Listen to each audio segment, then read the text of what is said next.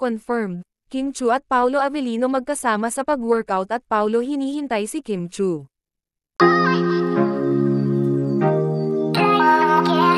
Magkasama nga kanina ang magkasintahang Paolo Avellino at Kim Chu kung saan ay kinumpirma ito ng kanyang mga ka-co-host ni Kimi na talagang magkasama ang dalawa kung saan ay nasa group si Kim Chu ng mga bikers at nasa ibang side naman itong si Paolo Avellino kung saan ay makikita ang mga kasamahan nito na puro lalaki.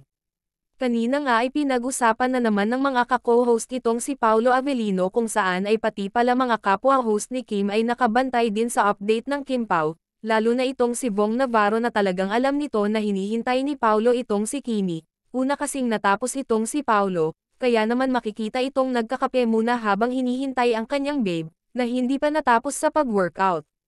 Ikaw, yung ginagawa nyo ni El na hindi mo malilimutan, Uy! yung mga panahon na nagliligawan pa lang. Nagliligawan pa lang.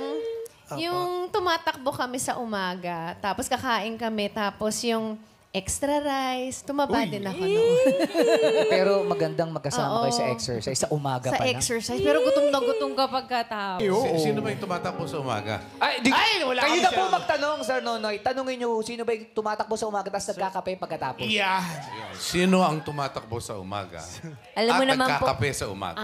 Ako hindi kape. Halatang gusto talaga nila ipaamin si Kim Chu at talagang napakahalata namang si Paolo Avellino talaga ang kanilang tinutukoy na nag-jogging at pagkatapos nagkakape, dahil yan talaga ang kanilang ginagawa ni Kimi tuwing magkasama sila sa workout routine.